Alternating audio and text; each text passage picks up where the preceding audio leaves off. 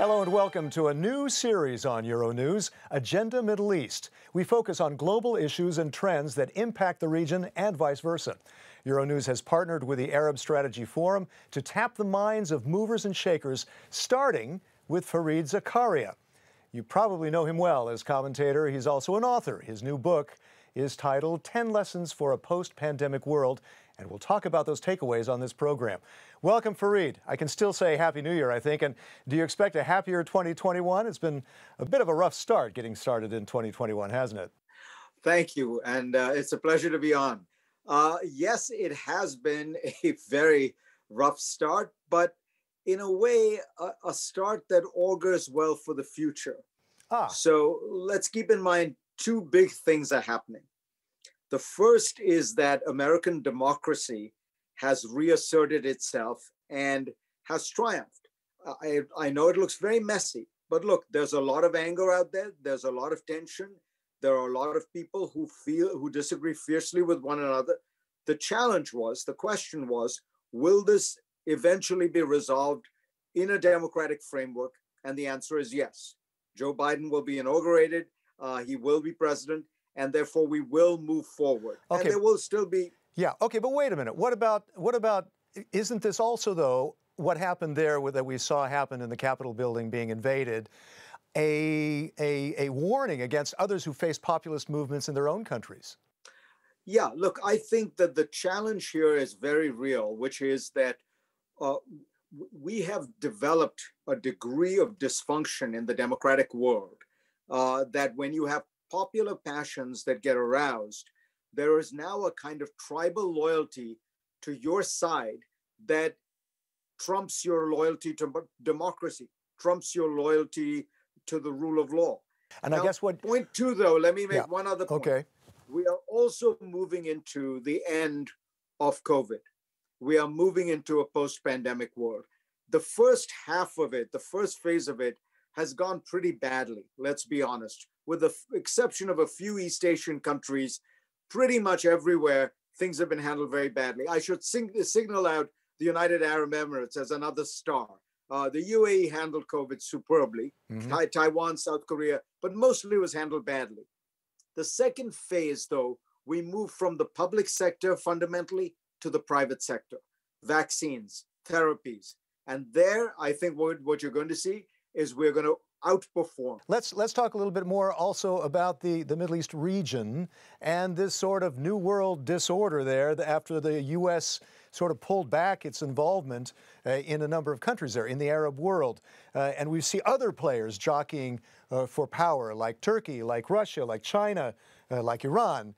How much has that complicated the situation to try to reach some kind of stability in the region? Well, you put it perfectly, because most people don't realize the underlying condition, the underlying geopolitical fact here has been the withdrawal of the United States. I predicted this in my last book, The Post-American World, and I said the post-American world is not going to be pretty.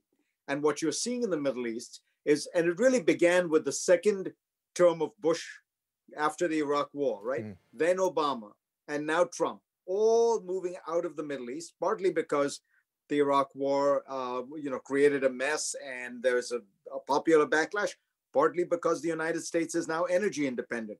Yeah. But the result is, as you say, not some kind of harmonious peace and tranquility. For all those critics of American imperialism, what you notice is the alternative is local rivalry, regional rivalry, and chaos. Okay, the Americans are not going to get terribly involved. What about the Europeans? I mean, they're the biggest donors in the region. They do have good contacts, but up to now they have not really punched at the weight that they should, right, in the region. Europe will not be the player. Look, the fundamental issue is Europe as a strategic entity is an idea. It is not a superpower. They would like it to be able to act in purposive ways, but it won't.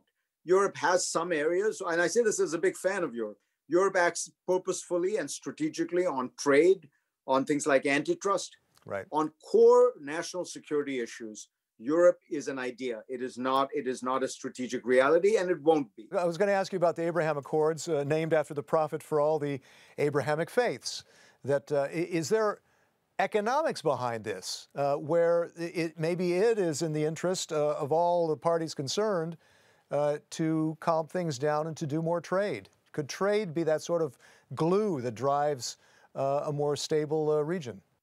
I think the Abraham Accords were terrific. I think they were essentially Donald Trump's most significant, perhaps only foreign policy achievement. And it's real. I think it probably, you'd have to say the root of it was national security. It is the shared enmity and the shared hostility toward Iran and the shared fear of Iran.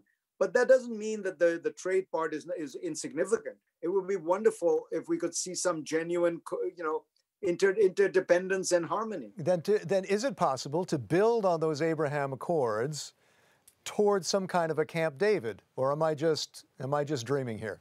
No, I think you're exactly right. I would hope that the Biden administration would try to take the gains here, and my sense is from what they have said, they intend to do that. How much is the fact that Trump set up a U.S. embassy in Jerusalem be that like a stumbling block to any of that?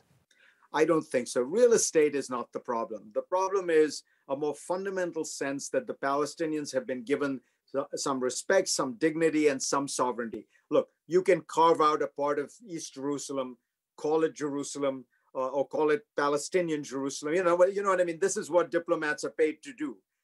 There are solutions here. Okay, Fareed, let's look toward these local players. The Gulf Cooperation Council, the GCC as a bloc, especially now after Saudi Arabia and the others lifted their embargo on Qatar. What do you see there? What are the prospects there in them providing some leadership in the region? I think that if Saudi Arabia could take a measure of where it has been and ask itself whether it can lead the Gulf Cooperation Council in the way that it has traditionally been led, which is by consensus and with a soft touch, I think a lot could be achieved. I think that Mohammed bin Salman has been an extraordinary reformer at home.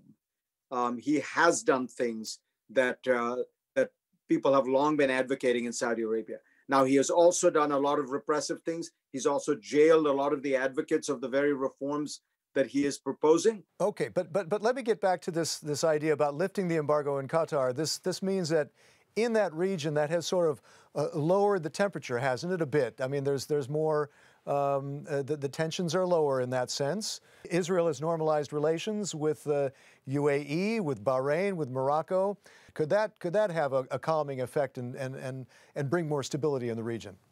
Absolutely. So it's a good sign. It does point to the central direction I'd like to see Saudi foreign policy go, which is to say the blockade in Qatar was a disaster. They, remember they announced a series of demands that they said Qatar had to fulfill before they would lift the blockade. Mm-hmm. Qatar did not fulfill a single one of those demands, and yet the blockade was lifted. If they were to take another path of consensus, which was the traditional way the GCC operated, I think you could get a lot. And I would say the Abraham Accords are a big step forward in that direction. Okay, let's talk about Iran nuclear and the fact that they have now, of course, the U.S. stepped out of that nuclear agreement, and now Iran has stepped up its nuclear program. How much does that impede Biden and the Europeans from trying to put together a new one? Look, the problem with what the Trump administration did was while it was able to exert more pressure on Iran, it has left the situation highly unstable, very volatile. So I think the Biden administration is absolutely right to say, let's try to get Iran back in the nuclear box and then negotiate on all the other issues. What about the environment, though? I mean, for a while, people thought, oh, great, people are driving less, they're flying less. Now, obviously, we're going to see Biden rejoining the Paris Accord, but lots of people in the science world say that's not going to be enough. Look, the simplest, most powerful, most effective thing that would work is some kind of price on carbon, a carbon tax. Because ultimately, I'm a free market guy. I believe that the best way for government to regulate is not a whole series of complicated regulations.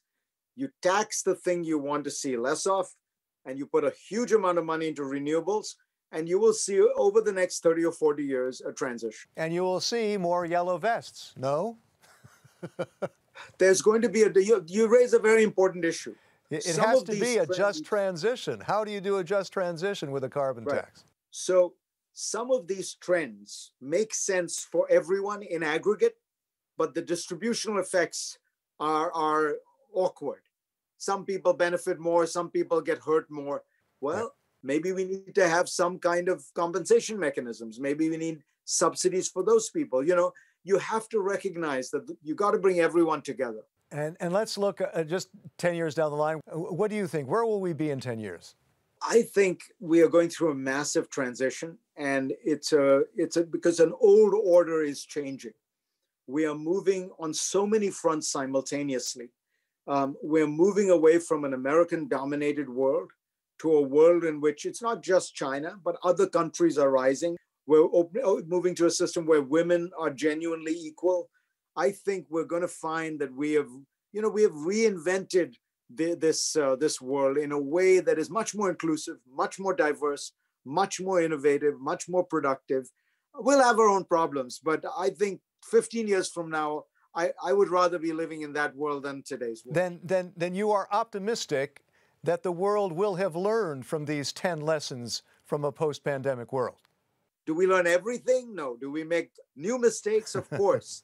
Do we sometimes make the same mistakes again? Yes. But fundamentally, yes. We learn and we will learn. فريد Zakaria, it's been amazing to talk to you. Thank you so much. And I hope to talk to you again before long. Let's hope for a better 2021.